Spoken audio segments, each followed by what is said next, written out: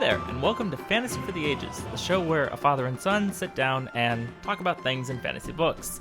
I'm the son in that equation, Zach. And I'm the father, Jim. Thanks for being with us today. We've got an exciting episode to take a look at. It might get a little long, because I had the time to do notes on 3 different chapters today. Woo, a 3-chapter day! Haha! What have you been up to, Zach? I have been working and resting when I can, trying to read some things outside of my normal comfort zone. I got, as I've stated before, Rachel to start reading Mistborn, so I've been reading some things more in the just general fiction and mystery genres. So, are you enjoying it? so far, they're good reads. They're just not giant world-building things like I'm used to. So it's a different experience. That's funny. We're used to giant world-building things. I'm a DM. I giant world build in my sleep. Okay. What about you? What you been up to? I'm just up to the same normal things these days. Working and reading and editing for our podcast. Doing really good cooking. Enjoy that. I do have some traveling coming up for work again, but it's all good. I also have been doing something with you just recently, earlier today. As in, like, a few minutes ago we finished. Yeah, it just ended about half an hour ago. We had the wonderful opportunity to be guests on The Dusty Wheel, the live YouTube talk show about all things Wheel of Time. And it was so much fun. It was very fun. Got to do a deep dive into one of our favorite characters, Varen Mathwin, Rand Sedai. And of course, we've met Varen here in our Wheel of Time content. But we won't talk much more about her, as we don't want to spoil everything here. That's right. And if you have not read all of Wheel of Time, do not go watch that YouTube show. Unless you want it all ruined. It is all spoilers. Jumping topics, what are you drinking today? Well, I've got a new crafted drink here called a Munaki. A what? A Munaki. Tell me what's in it. All right. Well, it's got equal parts of rum, Midori, Southern Comfort, and vodka. Then it gets some color from cranberry juice and a dash of grenadine. What would you call that color? Rust. It's got almost a blood orange quality. You can almost, there's some bourbons that have this color. I guess. Yeah. So it's tasty. I'll put the recipe on Instagram as always. And what are you drinking, Zach? Oh, I like some creamy things, so I just put some Kahlua in the bottom of a glass and then filled it up with milk. Pretty innocuous, but tasty. Oh yeah, absolutely. Very good. And I get to look like I'm just drinking chocolate milk, so. Well, we want to give you an update on our upcoming special episode regarding Mistborn. Judy, my wife, your mother, has completed Mistborn: The Final Empire, book 1 of that original trilogy. Woo! And she loved it. Yep. In fact, she's chomping at the bit to start book 2. But because we have an episode planned about it, she's holding off while we wait for your girlfriend, Rachel. Who is reading at the best of her ability as her schedule allows, and will finish sometime this week, and we'll look to be recording that as one of our really close upcoming midweek specials. So we do really look forward to getting that out to you. It'll be full of spoilers, but only about book 1. So if you're going to listen, if you're looking forward to something like that, make sure you finish reading book 1 of the Mistborn trilogy. We'll talk about what they enjoyed, what they didn't understand, get some of their theories, speculation of what they think is going to happen as it moves through the rest of the trilogy. And be very kind to them on pronunciations. Because, especially my wife, she's a fantasy noob. And in fact, we really had to work on her to get her to read the book. She did not realize what fantasy has become. We didn't have to work hard to get her to read the second half. Oh no, she got sucked in, and then there was some nights where I went to bed and she's next to me in bed, but she's still reading and I'm going to sleep, And come on, fantasy fans, you know how that goes. All right, so we look forward to bringing that to you. And again, it'll be full of spoilers, but only on the first book. So as we look at spoilers for, say, today's episode. Yeah, we remind you for our Wheel of Time content, we continue to focus on spoiler light, but we will again have what we introduced at our last episode. The Spoiler Room. Yes, a brief section at the end of the episode where we will spoil each of us one thing. Full spoiler, one thing that we cover in these chapters. And I'll tell you right now, I'm not sure what mine is yet. Me neither. It's kind of fun. We'll see what we're inspired to spill the beans on when we get to that point. But we'll have it very clearly marked. If you don't want full spoilers, you're not going to stumble into it accidentally. So just as we did last episode, it'll be, the last Wheel of Time episode, it'll be very clearly noted. And if you jump off at that point, you won't have missed anything else, because that's all that will be there in the spoiler room. Now, the reason we have the spoiler room is because of a listener who asked us to do it. Mm-hmm. And she is our newest patron on Patreon. Thank you very much. We appreciate it very, very, very much. That's right. Asha, not Yara, is her Twitter handle. We are thankful to have you and your support. You've already made our podcast better because you gave us this great idea, and we love that we get to spoil something now. And I think I've mentioned this before, but I really do love and appreciate your name, as it's a direct call out to something that Game of Thrones did for no good reason. Why? Why? I mean, seriously.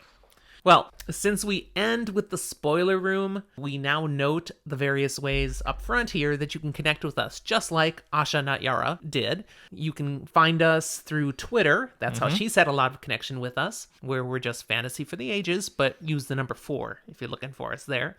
But we're also on Facebook and Instagram, and you can find the various drink recipes that we drop on our Instagram there. That's right. We have a Discord server, and I duplicate all the drink recipes there as well. There's a channel just for drinks. Find us on Discord and interact with us. We love to talk about Wheel of Time and other fantasy fiction on our server. If you do want to write us an actual full-blown letter, you can send it to our email at fantasyfortheages@gmail.com. Yeah, people still do use email. Nah. They do, really. But the last way that we put out here that you can be with us at a higher level is become a patron. Find our Patreon page, Fantasy for the Ages, and sign up. Get the extra benefits, even then hop in with us during our live recordings and interact in the chat. So all of the links for such things will be in the show notes for this episode. That's enough of the business part. All right. Let's jump into our content. I like content. We're beginning with chapter 27. The Shadow in the Night. Ooh. That's not concerning at all, is it? The Shadow in the Night. It's just a normal phenomenon. It happens all the time. We begin finding Rand and Loial moving through the foregate, just having left the inn where they'd met up with Tom. Mm-hmm.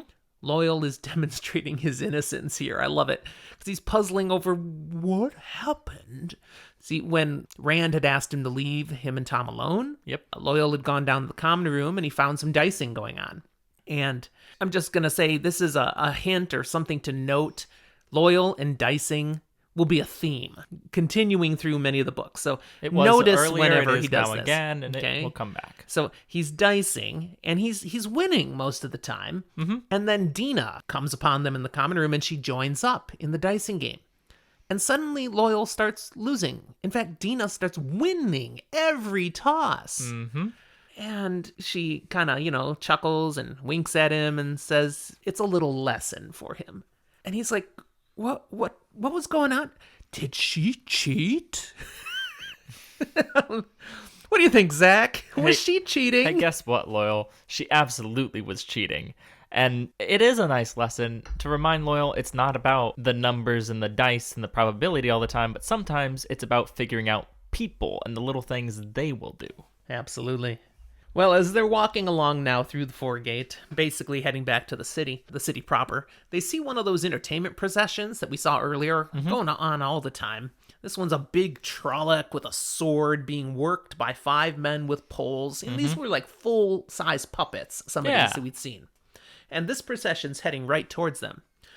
Unfortunately, as it draws close, they realize this is not a group of entertainers, but one in disguise.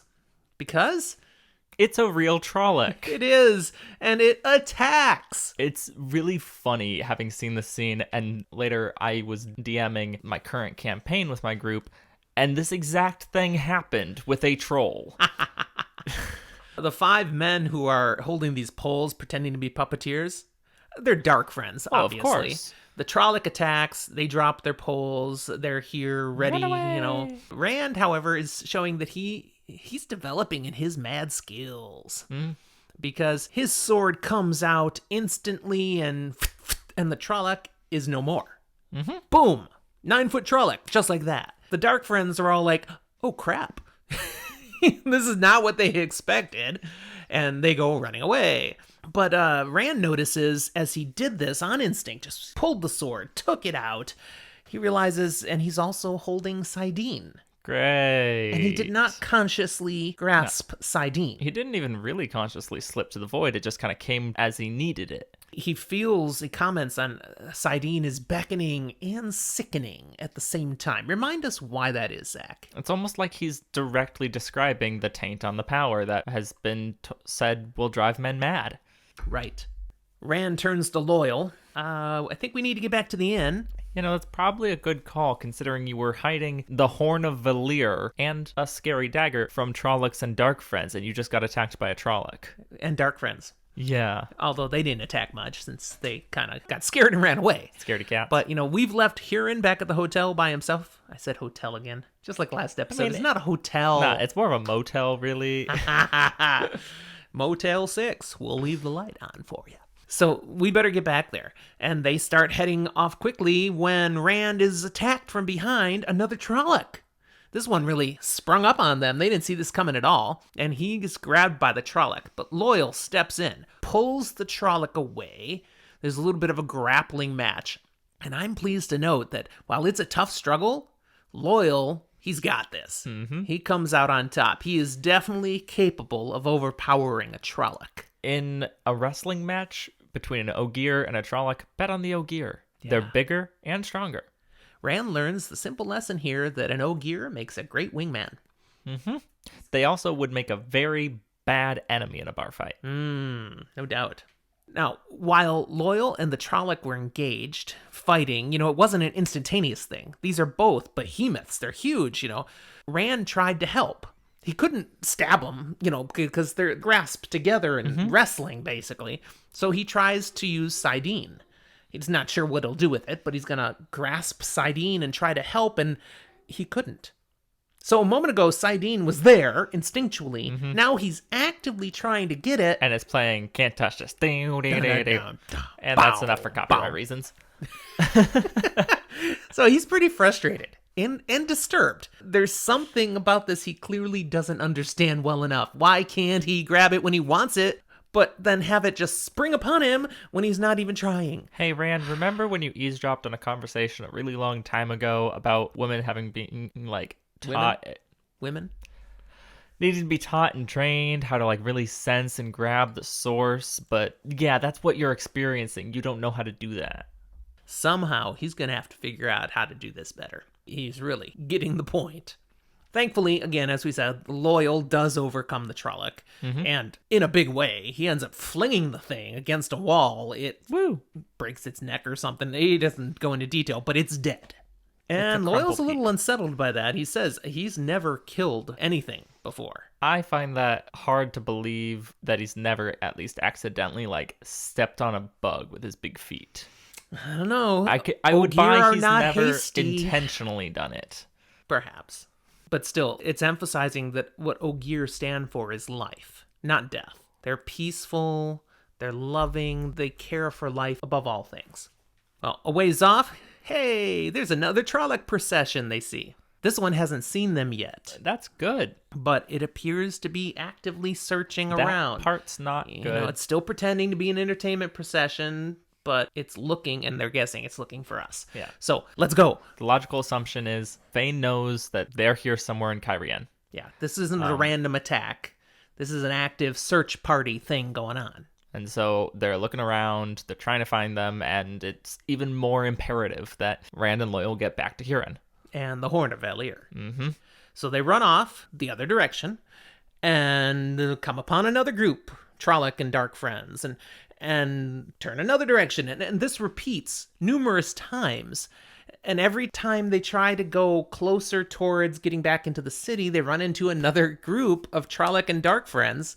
I'm partially just reminded by how poor the defenses of the Foregate are. Because that's what we're seeing here.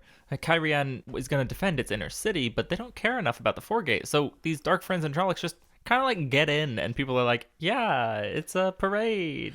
And, it's also, Rand and Loial are trying to avoid these guys, and every time they turn around, there's another group searching for them, even maybe seeing them and coming after them, how can they not avoid them better? Well, remember, the Foregate is a mess. It's not a grid. The streets twist and turn and have no rhyme or reason.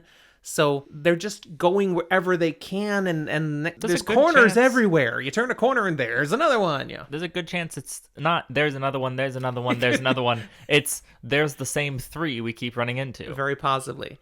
The end result, however, is that they're getting herded. Okay? They're getting farther and farther from their goal of getting back to the city and getting towards the edge of the Foregate itself. And they do eventually find themselves at the very eastern edge, where there's nothing left. There's no other buildings to hide behind. There's no other roads to turn down. It's just emptiness, open field. Now what do we do? Good question. Yeah. Looking out there, they can see like a farm way off in the distance. That's no good. They go into a farm. Trollocs are just going to break in. We've seen what Trollocs do to a farm. Yeah, Rand's home. Sorry, Tam. But they do see off in the distance, about a mile away, there's a low hill. I mean, there's a number of hills. This one's actually a little bigger than some of the others, and it's got a fortified wall around it and some buildings inside. It's a sizable structure of some sort. You know what? That'll do. We'll take it. Absolutely. So, they're running out through the darkness. They're going to try to get there. But before they take off, someone appears. Someone just shows up. The Lady Selene.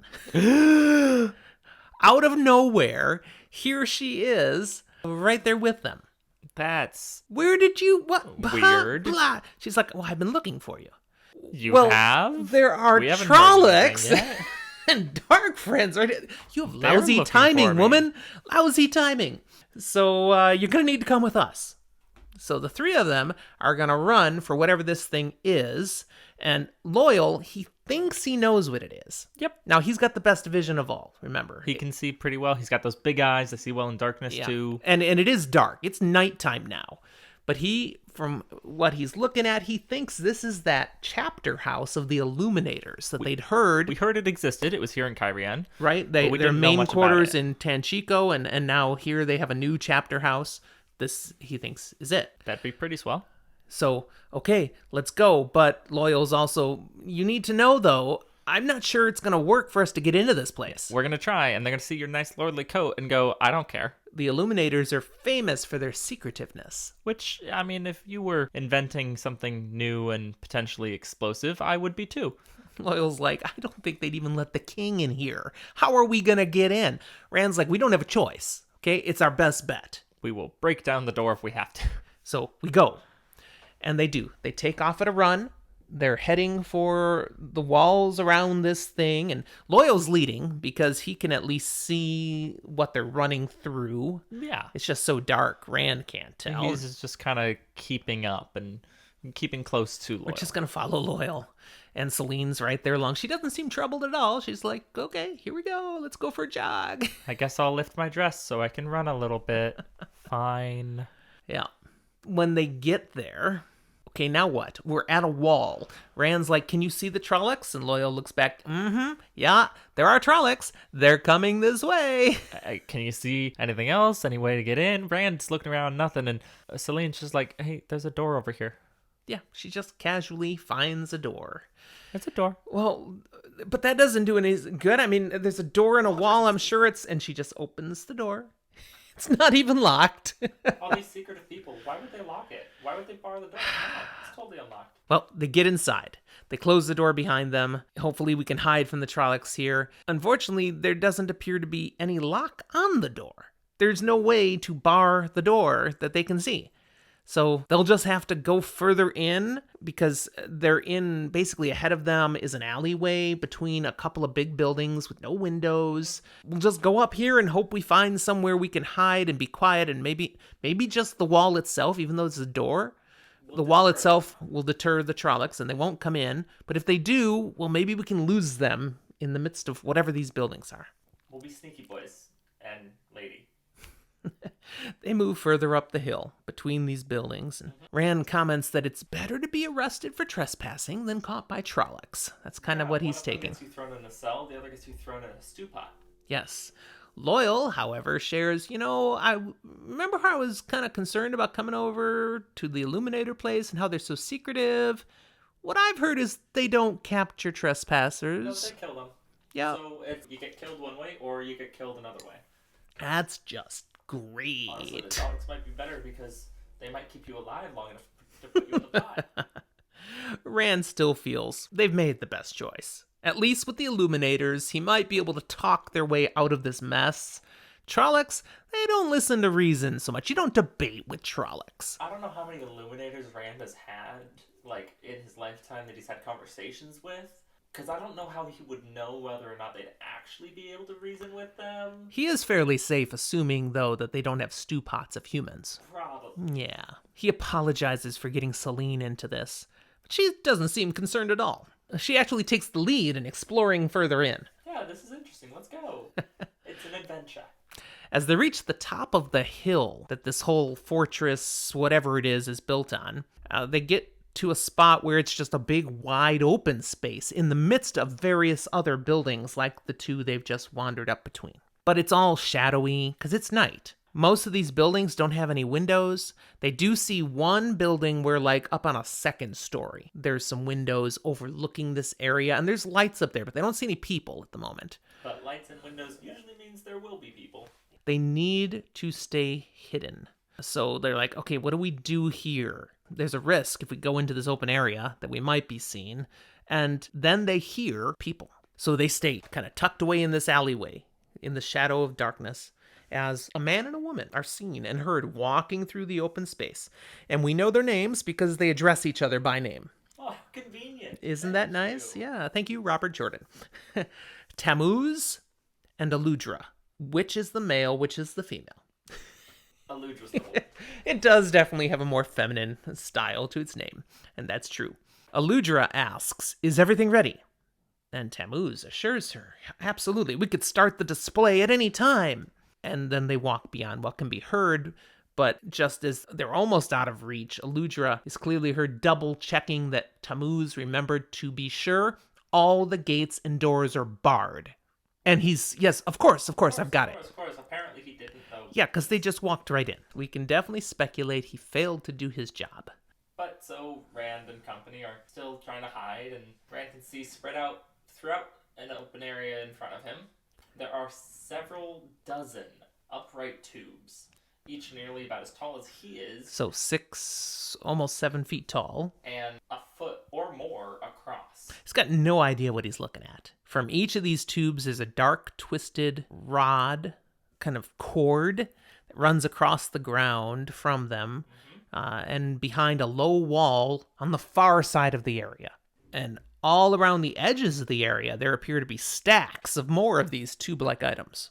Even on my first read, I felt it was pretty obvious what I was seeing. Rand, and he has no idea, but what do you think we're looking at, Zach? More or less, firework tubes. But really, really big ones. Sure. The kind that would make big light shows. fireworks. Yeah, this appears to be their staging ground. We had heard that King Galdrian has all these entertainment things going on and even illuminators each night with their night flowers. And we know that fireworks are a thing that exist in this world.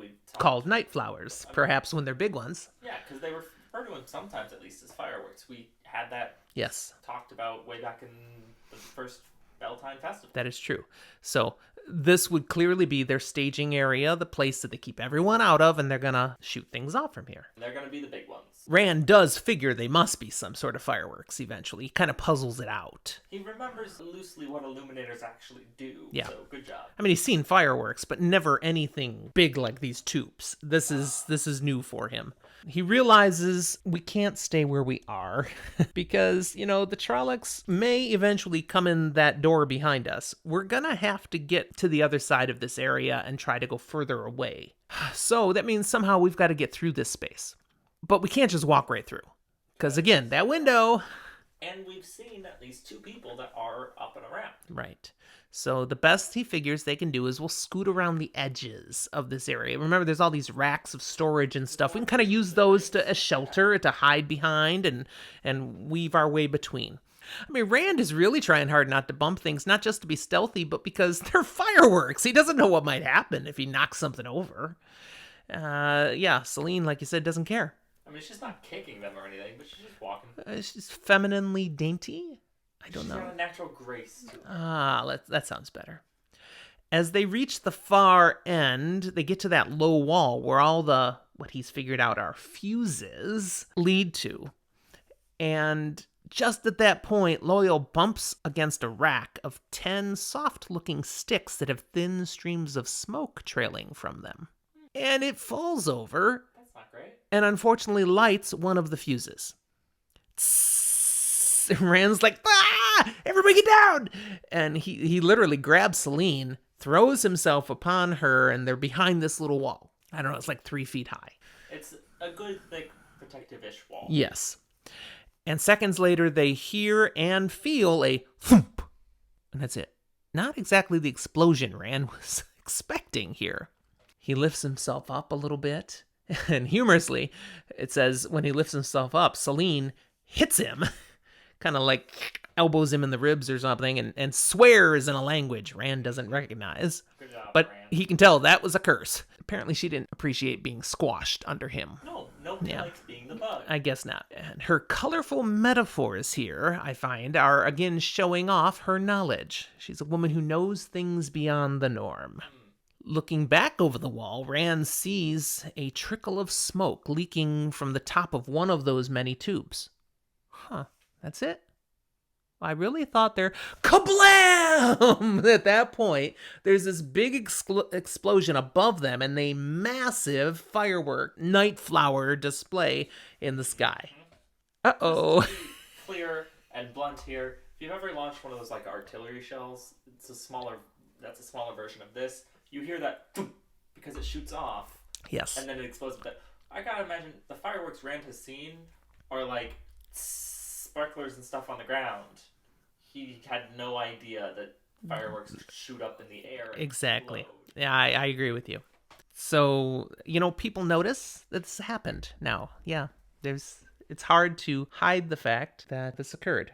So it is definitely time to go. We've got men and women up at the open window up above. They're staring, they're pointing. They don't see them yet, but that's not going to last.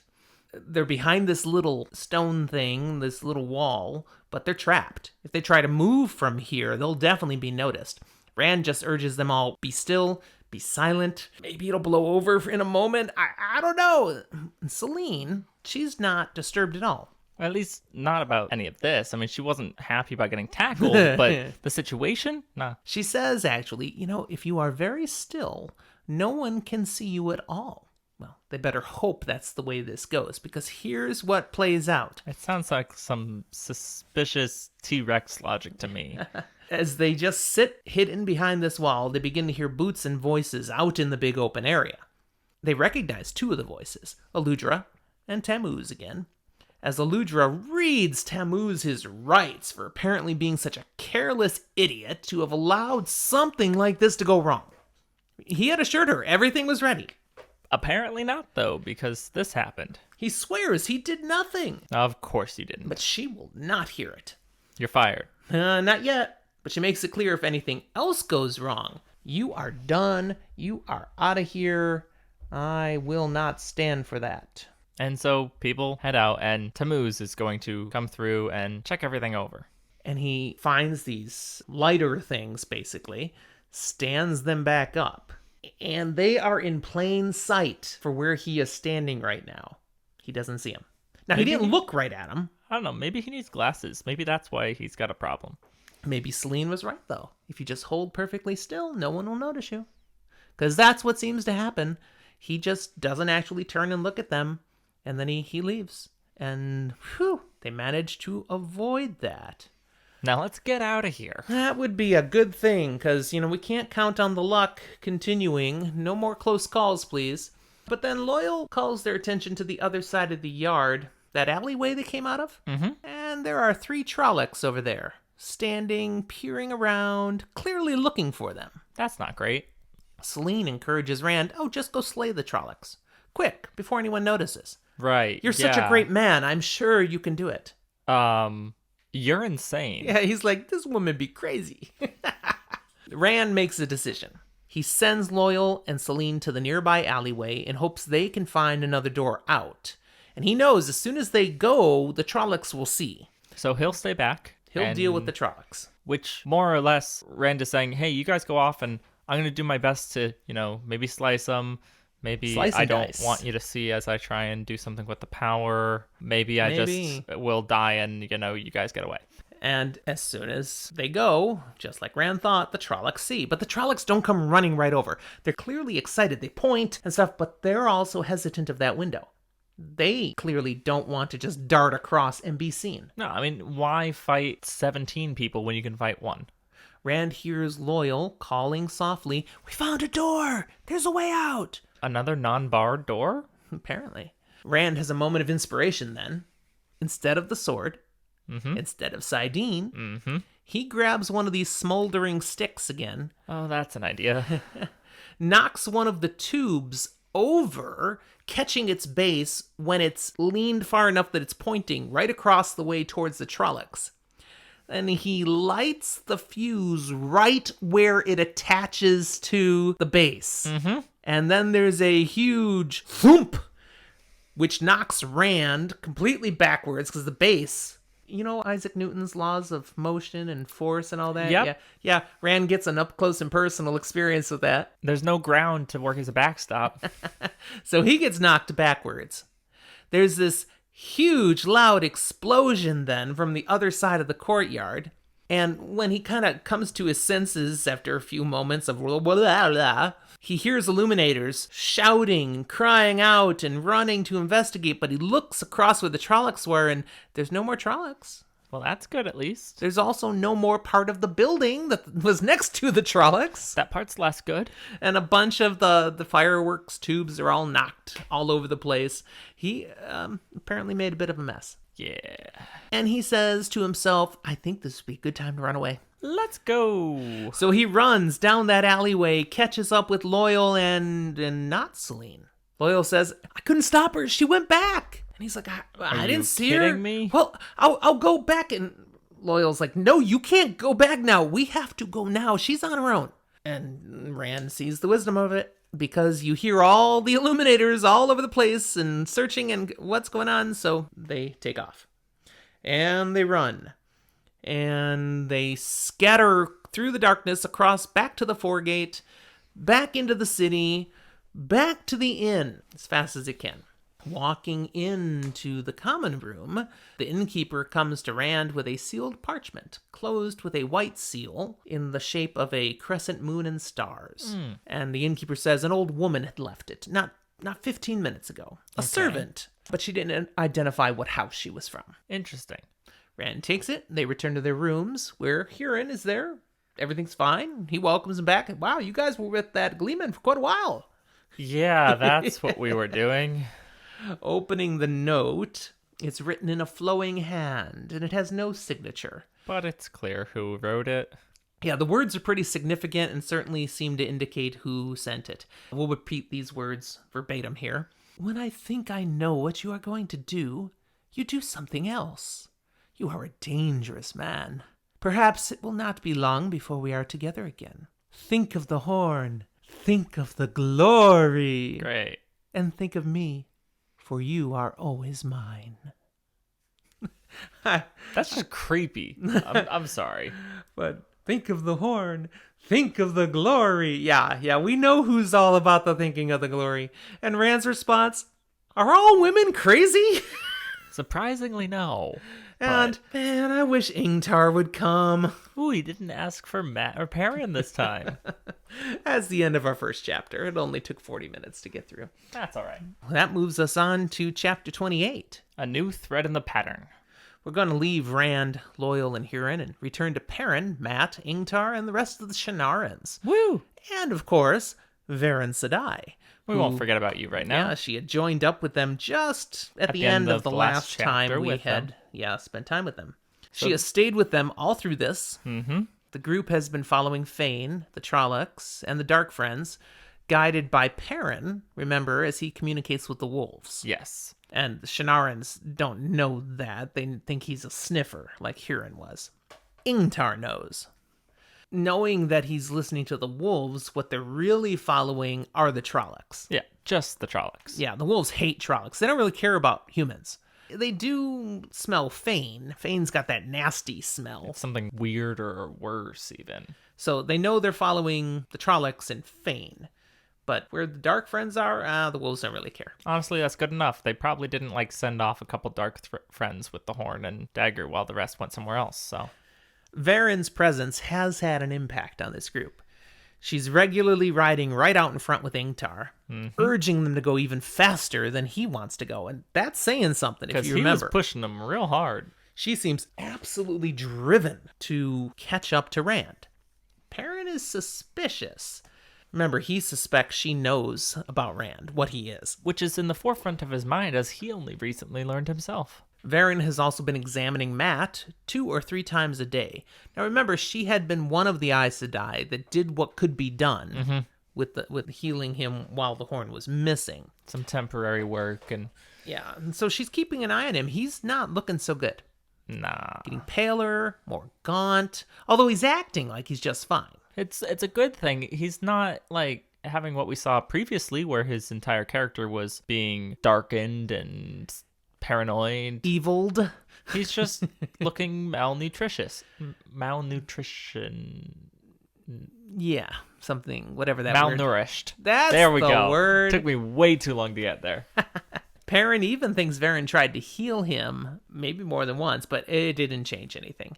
This is the result of what, Zach? The dagger. The various darkness that he carried, the sickness that still he carries with him. Yeah, and they had said previously, he's going to die from this unless they can get that dagger back. He needs to have the dagger with him, and even that is just temporary. He needs it with him so that he can be separated from it. Now, we learn here that they've just passed an area of dead Trollocs, and the wolves shared that someone or something that they call Shadow Killer attacked the Trollocs. That's a cool name. It is. It attacked these Trollocs and dark friends that were with them in the night. The wolves say Shadow Killer is a man, but they wouldn't get close to him. Not because they were afraid of him, more because they were in awe. Shadow Killer. They say the Trollocs and Fane now are following after Shadow Killer. Perrin figures the rest of the Dark Friends are probably with them too, but again, the wolves don't pay attention to the regular people. But they do pay attention to Fane. Fane's different. He smells bad. Now, they don't know what Shadow Killer is, but they are in the shadow of Kinslayer's dagger. So we know, don't we, Zach? We know that apparently Rand just earned himself a badass nickname. Seriously, the wolves see Rand as Shadow Killer. He was pretty badass, if I'm using that term correctly again. It was okay. Uno now speaks up. He says there's an Aiel man in the nearby rocks, and that he must want to be seen or I never would have noticed him. Nope, not with your one eye. Oh. I really hope he edits that out because that's harsh. So, in the Amazon series of Wheel of Time, there's got to be an Uno. There's got to be. Will he be a one-eyed man, or will they ignore that for this character? I feel like one of two things is going to happen. Either Uno will not be one-eyed, or they will change his name. I think there's enough fear of it being potentially seen as offensive. I could totally see them changing the name, because this is just totally an inside joke by Robert Jordan. Totally. I mean, come on. That's like calling a guy, a character who lost an arm in an accident, Stumps. Lefty. You know, and that's his real name, you know. No, you don't do that. Not cool. Anyways, Uno also says, okay, this is kind of surprising that an Aiel would be here, way far from the Aiel waste where they live. We run into them up in Shienarens from time to time because we're right up against the border of the waste. Yeah. But this is like hundreds of miles from the waste here. I have no idea why one would be here. But he also notes it's a good thing he doesn't have his veil on. which apparently means he's not looking to kill, because when an Aiel is ready to kill and go into battle, they veil their face. So we're getting some information here about Aiel, dumped to us by Uno, by the Shienarens, who know something of Aiel. All Perrin and Mat know about Aiel are old wives' tales, that they're all, like, evil and scary. As they move forward, this Aielman, he steps out into full view. And Masema, he of the abject Aiel hatred, digs his heels into his horse, lowers his lance as he charges. And Let's go. He's not alone. There's a few others that they're all headed there, but Ingtar's like, whoa, yeah, stop! He clearly doesn't want to fight. Let's find out what is up first. Let's not kill and ask questions later. Right. We get some details here about Aiel with a detailed description in the text. Skin dark from the sun with short red hair. Now, I don't get that he's meaning it's like literally dark-skinned, just very tanned. It's sun darkened. Yes. But short red hair, except a tail in the back that hangs to his shoulders. Now, that's always humored me, because at the time the books were written, that was a thing.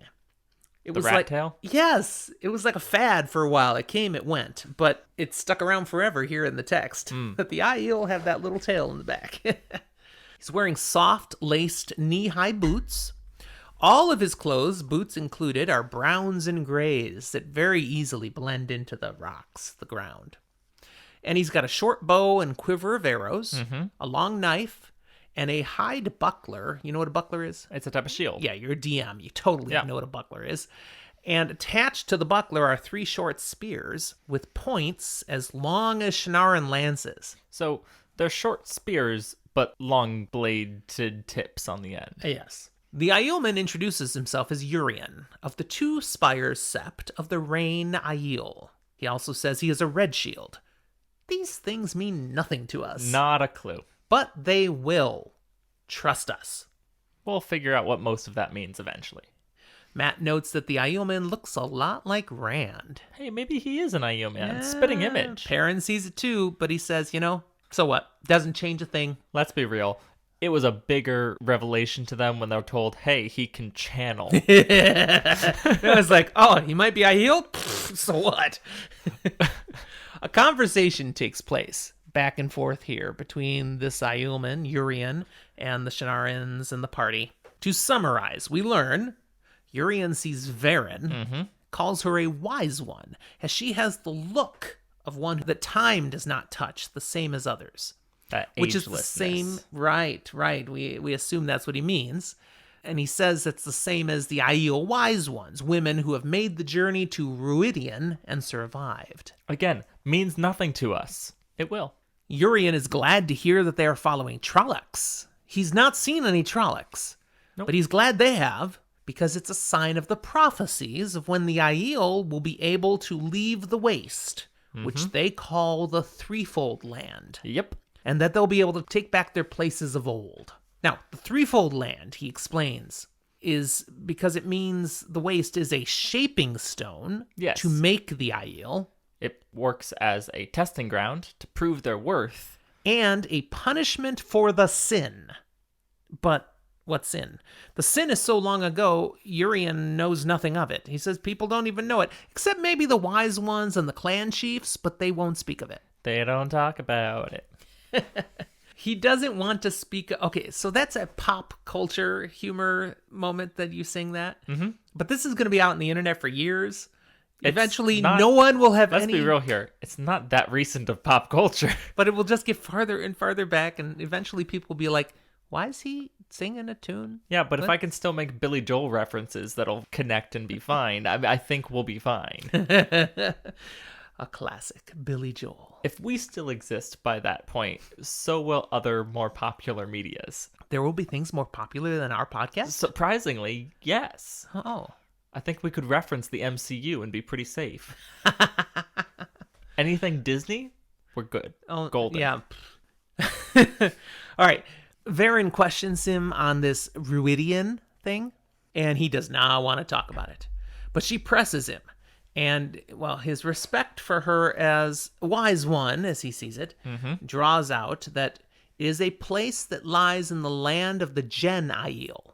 the 13th clan. And that's pretty much all he knows. So he can't tell her anymore. Varen names herself an Aes Sedai. Hearing that, Urien asks if she will now slay him, because he could not fully answer her questions about Ruidian.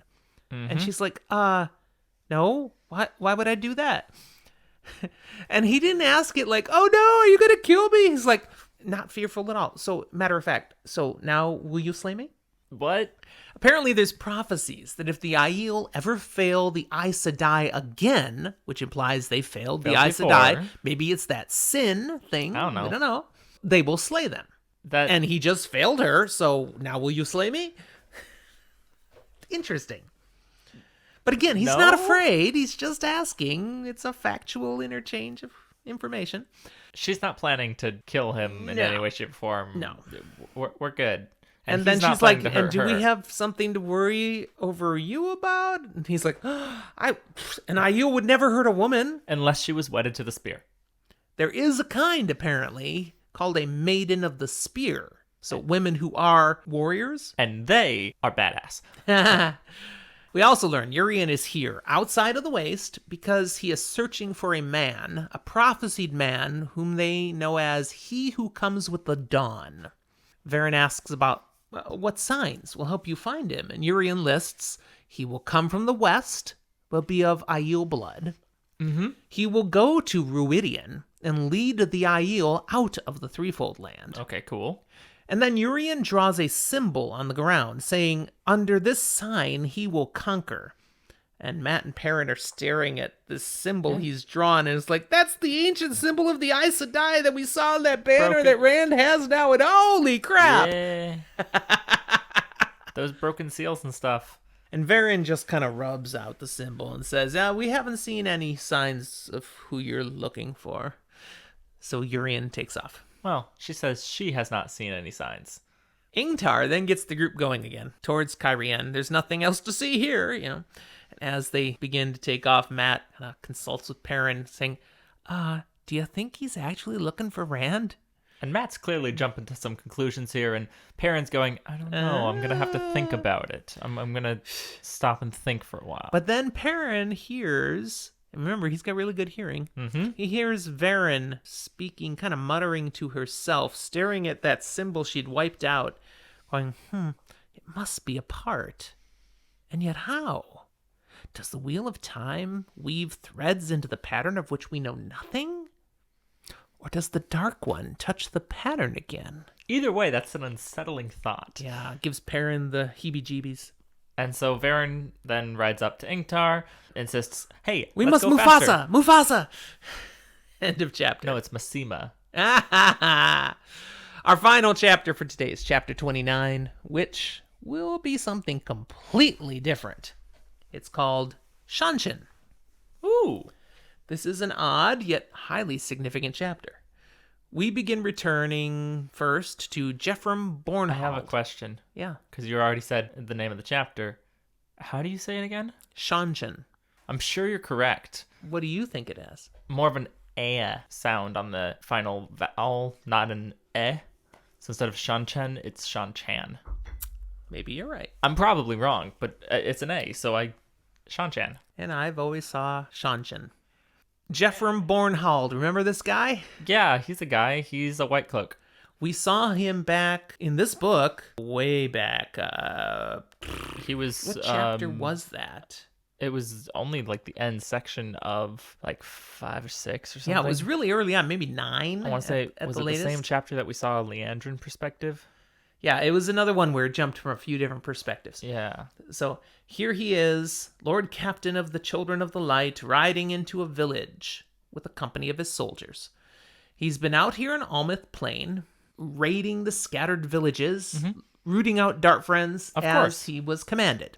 But much of his actual command, the men he brought with him, they're not with him now. No, they're working for other people. They've been taken over by various officers of the Hand of the Light, which, of course, he uses the slang, the slur. The questioners. Yeah, he does not care for them. He's not happy about this at all.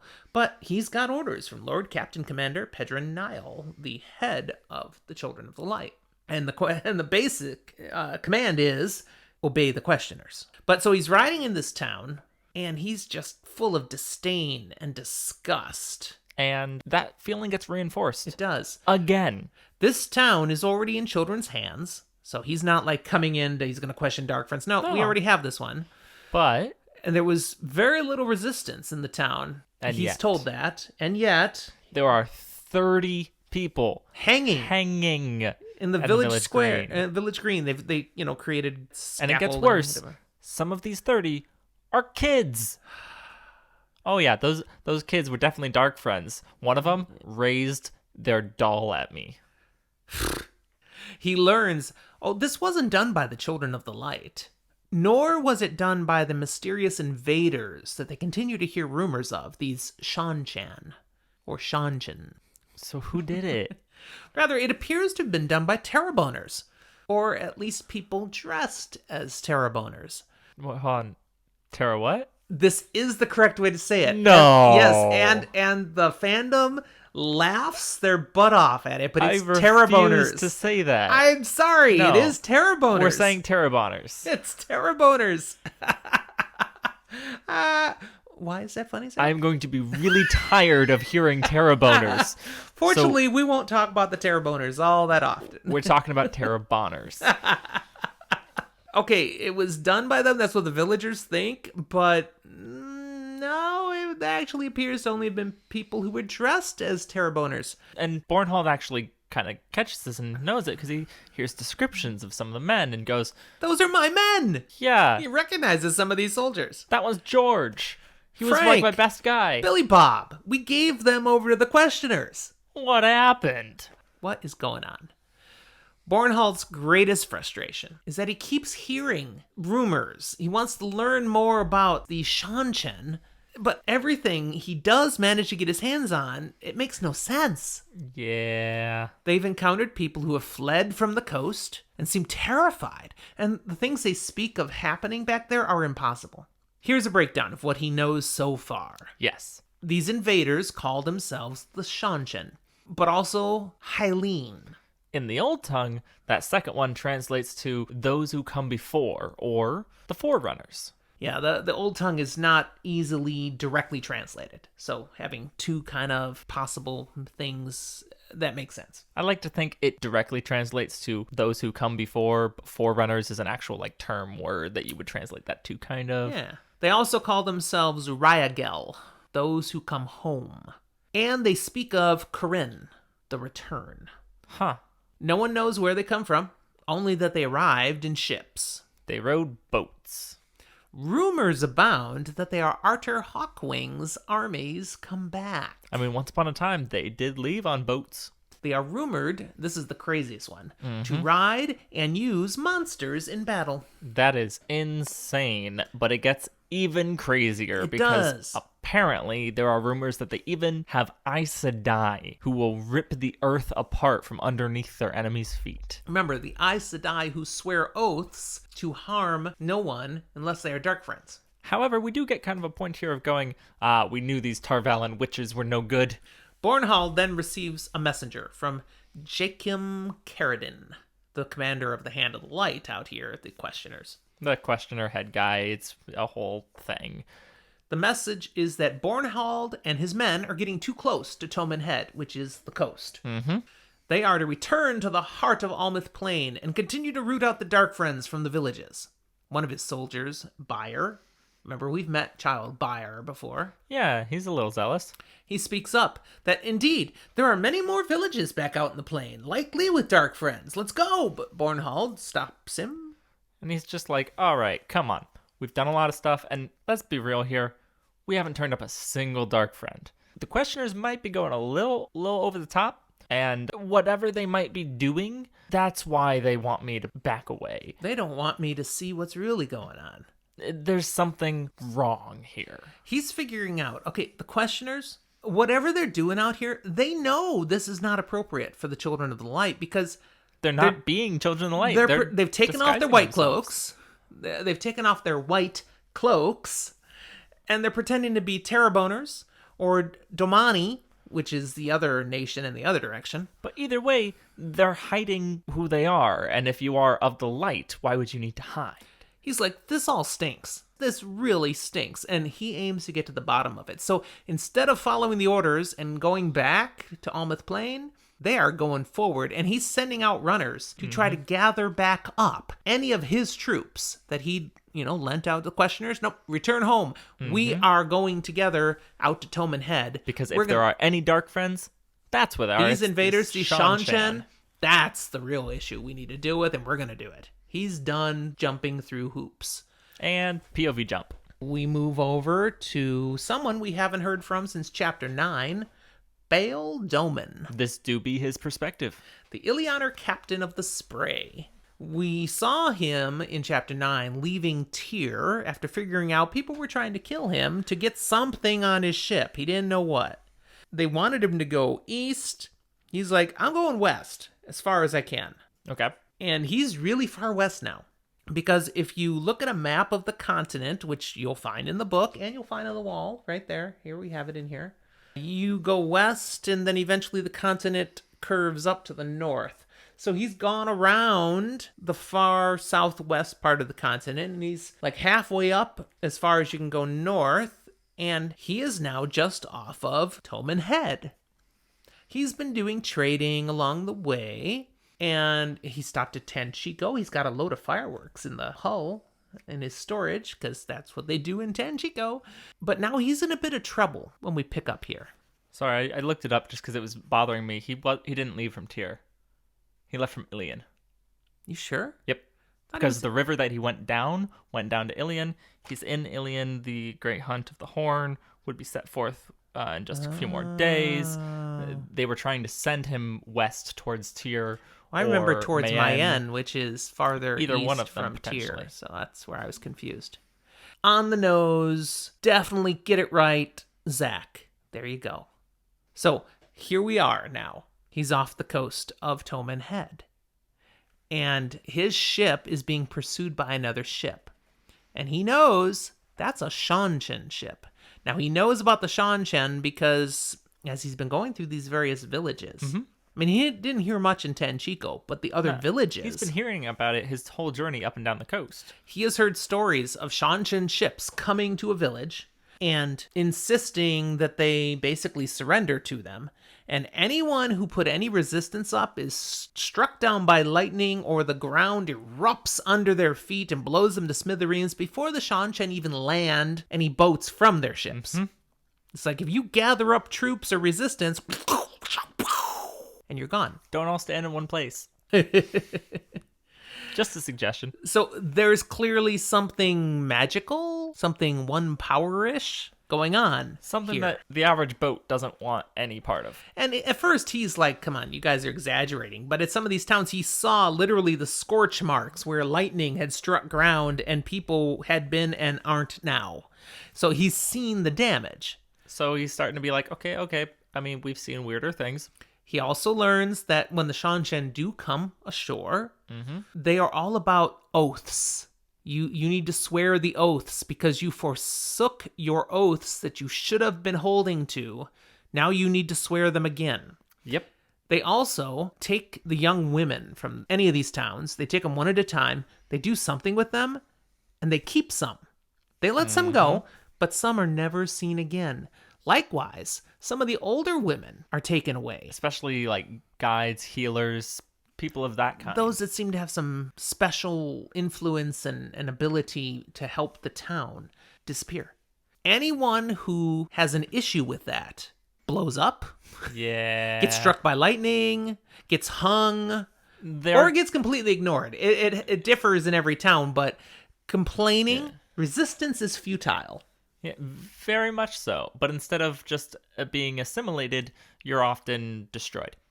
Whoever is leading these towns has usually been killed. So new mayors are appointed, new councils are set in place by the Seanchan, and everybody has to swear the oaths. They're made to kneel and swear to obey the forerunners, await the return, and serve those who finally have come home.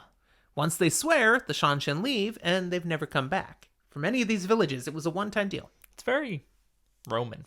Once they've left the villages, some have just kind of done their thing then. Others have been like, hey, okay, they're gone. Maybe we should go back to the way, put our mayor back in, or get rid of these people the Shanshan put in. But mostly they're just sitting in fear and trying to go on with life. They could come back and blow us up. Yes. Everything that Doman had learned, he's like, I think I'll stay away from these Shanshan. But he'd not seen any. Until now. And now he's being pursued by this large Shanshan ship. And I don't think I want anything to do with this ship, so he's trying to get away from the ship. Now, the Spray, if you remember, his ship is a riverboat, really. But it's a robust riverboat. Mm-hmm. It can go out on the ocean. It's not made for open ocean. It's likely doing these trips in these kind of bouncing movements. Bouncing from shore to shore. This would never be a ship where you would take it beyond sight of shore. Yeah. It can be out in the ocean, but, if waves got bad, you could get close to shore.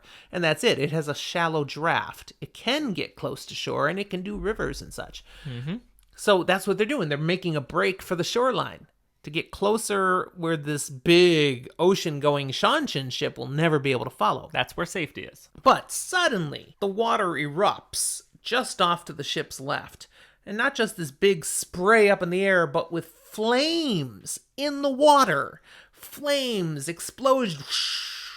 And then another one happens off to the right of the ship. We don't like that either. And then another one happens dead front of the ship. We really don't like that. And he's like, okay, guys, let pull down the sails. Let's stop. Because he's thinking, okay, these were warning shots. They clearly were, because they have good enough aim to be that close 3 different times. If it had been one, maybe they missed. Now, keep in mind, they missed. There's no cannonball. This was nothing other than the one power. It had to be someone using the power at them. And that's terrifying. Especially when he remembers what he has down in the hold of the ship. If one of these fiery explosions happens on the ship, I'm full of fireworks. That will not end well. Oops. So he stopped. He's waiting. The Shanshan vessel moves closer. They lower a longboat. People get on the boat, row over to the Spray. He sees it's full of armored men and surprisingly 2 women. Alrighty then. Once it gets close, they start boarding his ship. And the first one aboard, armored soldier, and he's like, interesting. We get a description of the Shanshan armor, and the helmet, it's suggestive of something insect-like. Mm-hmm. And he's like, this is maybe where the monster thing maybe comes from. They have these strange things. But this soldier takes the helmet off, and whoa! It's a woman. Yep. That sets him back a bit. Women aren't supposed to wear armor. No, women don't do that. Women don't fight. Well, except those crazy Aiel. He's heard of that. I'm just glad we're seeing his assumptions being proven wrong this quickly. Mm-hmm. Many more soldiers come up on deck. He notes, thankfully, the rest of them are men. So the rest of them fit his stereotype paradigm. But let's make it worse. The woman's in charge. What's wrong about that? From his perspective, that's not how this works. She turns out to be Captain Agianan, or Ageenan. I say Ageenan. Yeah, actually I say Ageenan, but if you look at the spelling, it's Agianan. But who would say that with their name, right? So, Ageenan. She figures out Doman, must be the captain. Just by looking how everybody's dressed. It's either him or his first mate. And she guesses right. It's Doman. That do be the case. Yes, it does. You do love the Ilianer speech. I just love messing around with it sometimes. She demands to know if there are any other women on board. Doman shares, no, there are none. No women in my crew. No be the case. And I have no passengers. I'm just a simple trader, a peaceful trader. And then he's thinking about, they like to hunt out women. I heard that tale. And then, speaking of women, the 2 women that were in the longboat, they come ashore, and he gets a bit of a shock here. Because one of them is wearing a silverish metal collar with same metal, a leash to the other woman who has it attached to a bracelet she's wearing. Okay, so no judgment, but I thought we weren't that kind of podcast. Not that kind of fantasy. There's lots of shades of gray. Oh. So, yeah, one woman wearing this bracelet to this other woman who has a collar leashed. What? She's not a dog. Gets no explanation.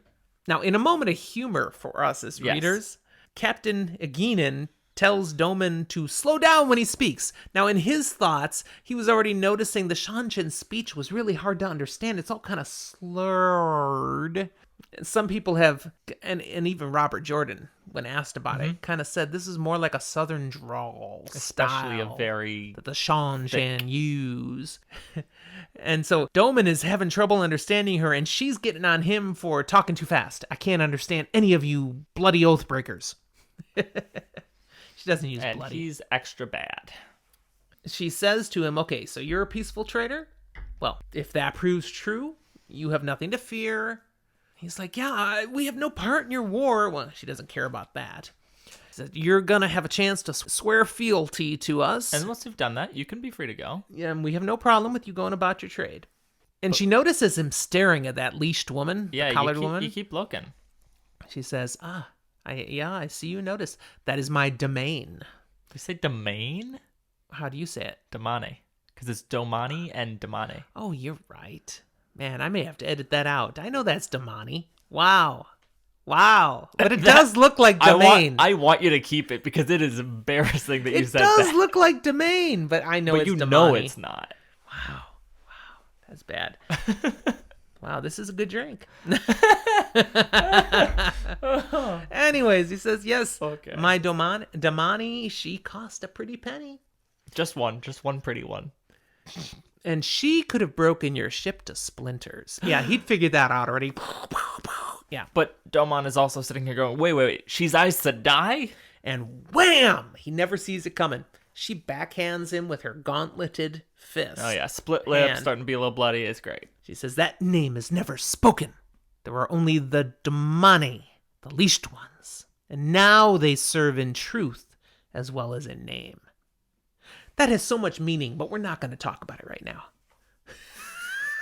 I'm just saying, that has so much meaning, people. Trust us. And if you read it before, you know what we're talking about. Anyway, Doman is told he is to sail his ship to Falme, and we will escort you. this is like when Rand got told he was going to be escorted to Cairhien, right? Yes, you don't have a choice here. You're coming. Yeah. If you prove to be simple traders, we'll let you swear the oaths and be on your way.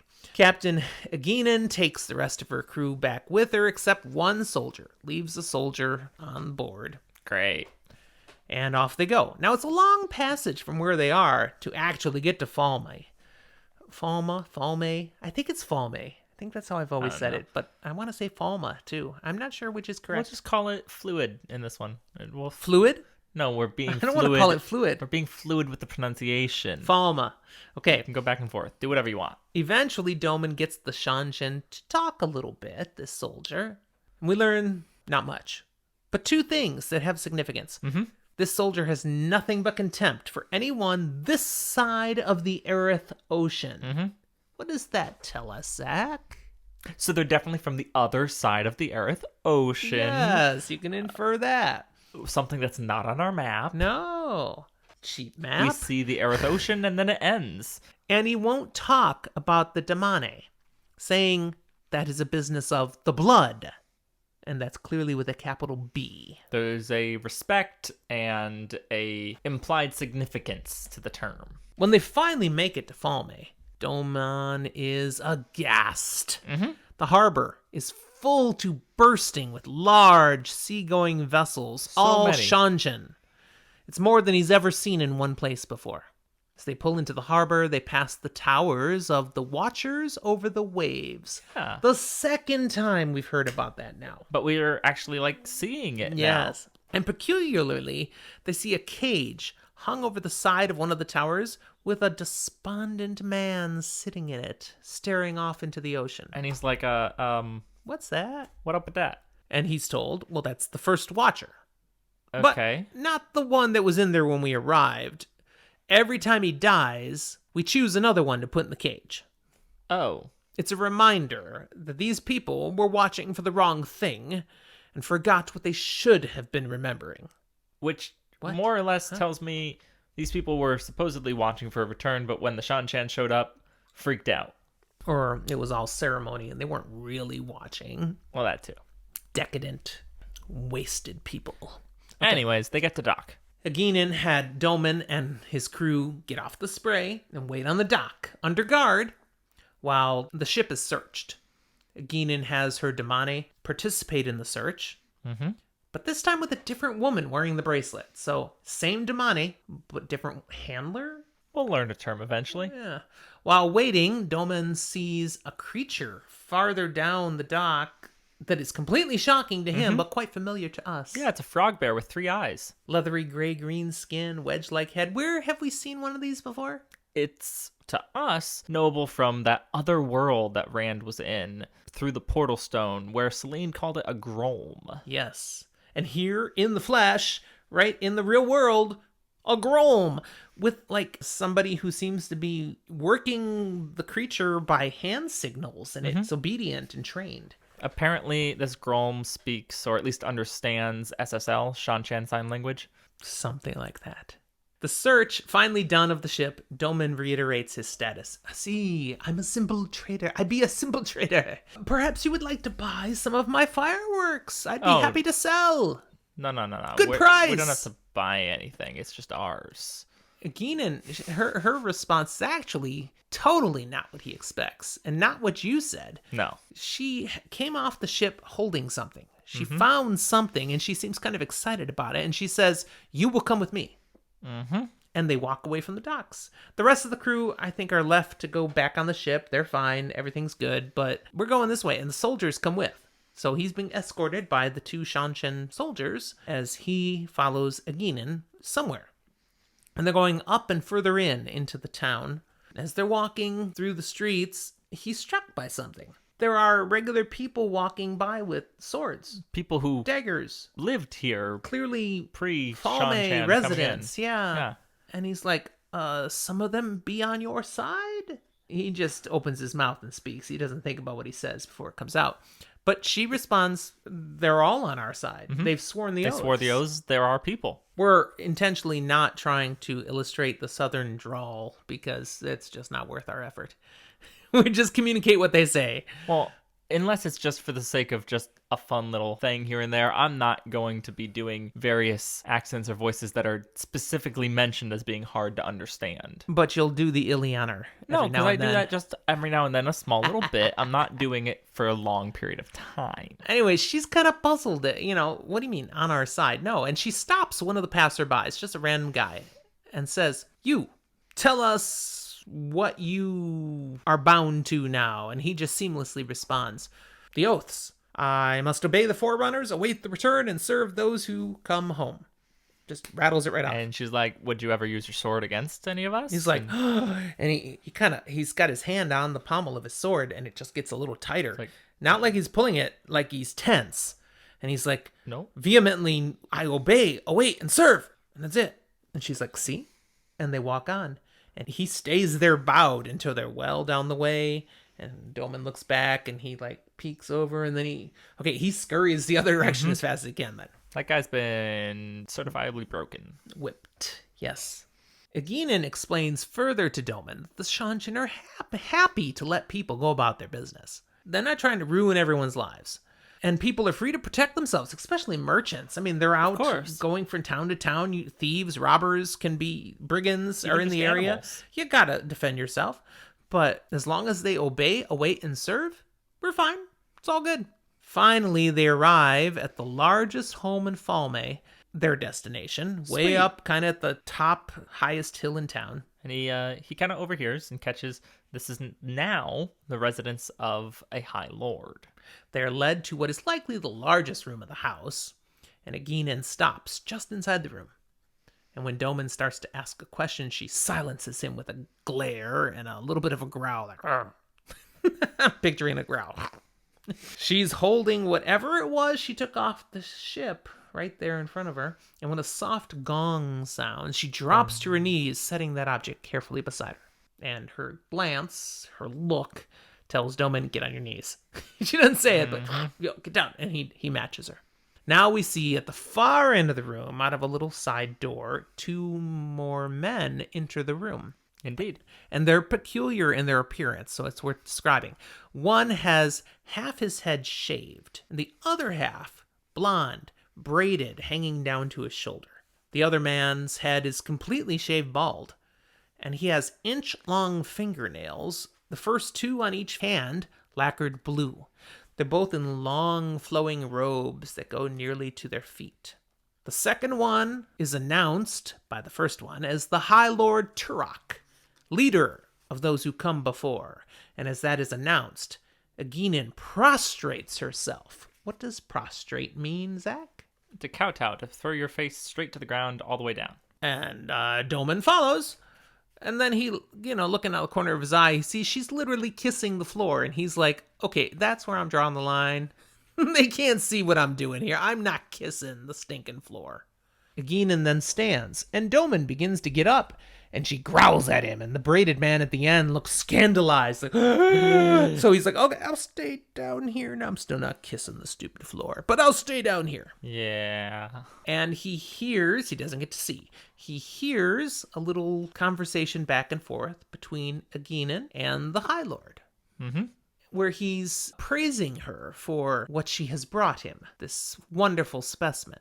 And she thanks him, and he says, what payment would you like? And she's like, oh, just your pleasure is payment enough. And he's, so right you are, you may leave. And she leaves. And then there's silence for a time. Doman's just laying there going, I wouldn't do this for the bloody rulers of Ilion, but okay, it's not my issue. I'm just going to try to weather this out, see what happens. Turok eventually tells Doman he may rise, at which time Doman sees what Turok has. Mm-hmm. The Quendiar disc, shaped in the ancient symbol of the Aes Sedai. That thing that we know is a seal to the Dark One's prison. Not that Doman knows that. No, he just but knows we do. It's Quendiar, and it's old, and Heartstone, and it's cool. Turok asks if Doman knows what it is, and Doman lies. I knew it was just really know, old, yeah, and it looked cool. I collect old things, so yeah, cool. Apparently, Turok did know what it was, because he also is a collector of sorts. Of specifically... Quendiar. Yes. Follow me. And he takes him to another room where he shows off his collection of 50 different items, all made of Quendiar. Mm-hmm. Which apparently is much more common in Seanchan than it is here in this land. And in fact, so common that he takes this disc and he sets it on his collection right next to another one identical. Well, I can't say that it's super common if he's collecting it and this is what he's got, about 50 different things. Although he says the Emperor has more. Yes, but it is more common than it seems to be in our known world. Not the Emperor, the Empress has more, excuse me. Good correction. Yeah, thank you. I would have screamed at you later when I heard that. So he sets it next to its twin. Yeah, no, there's another one. There's 2 seals of the Dark One's prison. 2 right seals, and neither of them know what they are. They see the symbol, Man. Things cool. They see the stuff, and And I'm thinking of was it the Protector of the Seals? No, what's the name? Watcher? No, is it the Watcher of the Seals? Is that the name for the Amerlin? Mm-hmm. Watcher of the Seals. Pretty sure. She's really lost track of these seals. Anyways, it's at this point where he mentions that his collection is the best aside of the Empress that we learn Seanchan has an Empress. We had not heard anything of that before. Now Doman missteps. He's thinking business mind, and he offers the disc as a gift. And the braided guy goes off on him. How dare you speak of giving something that Captain Aeginen has already given. Now, Captain Aeginen stole it from him. Yeah, didn't really. But, ask she apparently had the right to steal it, I guess. Because Apparently. otherwise she would have sunk him. So, you will be flayed alive slowly over 9 days. I'm like, that's very specific of horrible punishment. But then Turok just gestures minutely with one finger and just like that. Silence. And Turok tells Doman that you will need to stay with me. As a fellow collector, he's hoping that Doman will have interesting conversation because the High Lord hasn't found anybody amongst these Oathbreakers that he can actually talk to and have a decent conversation. They're all stupid, horrible people. You perhaps can interest me. And Doman has basically a metaphorical gulp. And then a woman comes in, a servant, and offers Turok on a tray 1 cup of a steaming black liquid. This makes me happy. Calf. I'm like, calf. What is calf, Zach? It's a a caffeinated beverage. It's coffee. Now it may be more like espresso, but they don't have this here in Rand Land. I haven't used that term before, but it's kind of the fandom's name for this continent, Rand Land. They don't have this. They have tea, but calf. This is what more distinguished, respectable people in Shanshan would drink. I like calf. But that's not what makes a big to-do for Doman. It's the servant herself. It's a very slim young woman wearing a diaphanous robe. So it's this white sheer thing with nothing underneath. You can see right through it. He's like, oh boy, I'm going to look the other way now. Yep. Oh my. And kind of shocking. Turok kind of just ignores it, doesn't even pay any mind to it. So apparently it must be something that is. Okay. And Doman tries to say, so you want me to stay to talk to you about I don't know how to talk to a lord. I've got nothing useful. And yeah, Turok ignores it completely and goes on to say, so tell me more about how you came upon this disc. And the chapter ends with a fun line. You want to read that line? Doman took a deep breath and set about trying to lie his way out of Falma. End of chapter. And the end of our regular episode content this time. Great stuff. Mm-hmm. That brings us 2/3 of the way through the book, The Great Hunt. We're getting there. In the next, couple months, we should finish the book. If you are planning to avoid spoilers, first-time reader, this is where we will bid you a fond adieu. We love you very much, and get out. We'll talk to you next time. And if you're still with us, let's take a stroll now into the spoiler room. I do want to just throw out here, I looked back in the book to make sure I was correcting. It is Watcher of the Seals. Okay. Watcher of the Seals, Flame of Tarvalon. Yep. Amaryllis Seat. All right. If we're going to spoil something, we need to do our rock, paper, scissors again to see who gets to go first. Yes. Ready?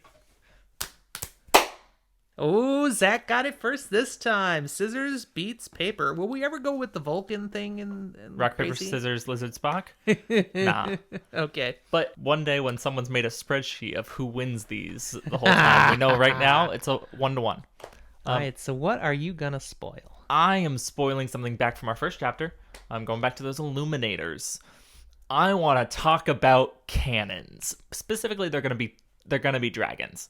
But this is the moment that Rand inadvertently did a thing, went, oh, this is a terrible idea, but I'm doing it anyways. Blows apart Trollocs, blows apart a wall. Eludra comes out, sees this mess, and goes, I can weaponize this.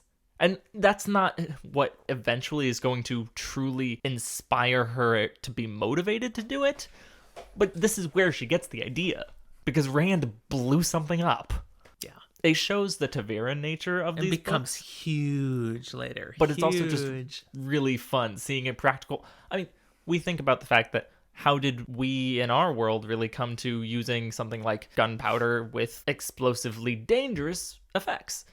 And this is a practical demonstration of, well, maybe someone just oopsed. And we went, that's really destructive. Let's do it on purpose. Yep. That's a good one, Zach. For my turn, I'm going to spoil something in honor of our appearance on the Dusty Wheel today. Varen related? Varen related. Okay. Varen major related. Okay. Varen is a freaking Black Aja Dark Friend. Now, it's a little more complicated. That's very true, but... And you all know that if you're here. Varen is here, and she's traveling with them, but she has a double agenda, because she is Black Aja, but not really. She's Black Aja under duress, so everything we will see her do, including what we see her doing here, is on orders of the Black Aja serving the Dark One, but also trying to fight against the Dark One and do things that will help the light. So she's a very conflicted person in that sense. And one of those ways you see it is when she's muttering to herself at the end of the chapter. And she says, again, she's only talking to herself, no one else. He says, "Is this perhaps the Dark One again touching the pattern?" Dark friends call him not the Dark One. They call him the Great Lord. Yeah, She calls him but even the if you're Dark One. quiet, you're not dumb enough to go Great Lord in front of No people. one can hear her. The only reason someone hears her is because Perrin has wolf ears. Yeah, but That's they're it. still all around her. She's not going to be stupid. I'll be right in the same room with someone going, "I can't believe that idiot actually said that." Really? You And do I know that? he can't hear me You because really do he's that? way over there. Well, I wait until I get in my car and I'm about to leave. leave. I make sure I'm not going to be heard. Not just I'm in the same room and I'm Anyways, speaking I am quietly. spoiling the fact, big time here, that Varen is Black Aja, but not really. She's Black Aja under duress. So as you continue to follow through this, you're going to see her make decisions and do things that are conflicted. Can I do a quick Varen aside, this book related, since you brought Varen in that I didn't get a chance to talk about on the Dusty Wheel a little bit? Why not? It's our podcast. Go for it. So I want to propose that as amazingly clever as she is, some of what she figures out and we attribute her cleverness for isn't actually her being clever. Most specifically here, I want to talk about the moment that sells both you and I on liking Varen initially or thinking she's interesting, dropping that Rand is the Dragon Reborn. I think very likely, no, she was at Dark Friends Social. She got shown the three boys and maybe was told, hey, he's the Dragon Reborn. Wow, he just spoiled an extra thing. So she was one of the ones at the Dark Friends Not Social. I have no idea if she actually said was. That. Oh, no, it's totally there. She was one of the Aes Sedai but I'm that was not- recognized. I wasn't intentionally spoiling that necessarily. This is what happens when we talk too long during this section. My point was just, it's Yes. totally plausible. Yes. She didn't super figure out all these clues. No, she got told. Except she's been spending decades trying to figure this stuff out already. She did able to then, once she's told, compile the evidence to build her argument and say this. Here's one for you. But I think she was told. 20 years ago, Rand is born on Dragonmount. Over the next few years, anyone who might have been able to make connections or draw things is killed. There were a lot of Aes Sedai who died during that time. Swan, Moraine were the only ones who kind of escaped all that because they were like not Aes Sedai when it happened and then kind of flew under the radar doing their search. Did Varen kill any of those Aes Sedai? I mean, probably. I would guess so, yeah. Atrocities. At least one. I think that's what we'll stop with then for our spoilage today. That sounds good. It's been a pleasure to share this episode with you all. Hope you've enjoyed it too. We'll talk to you next time.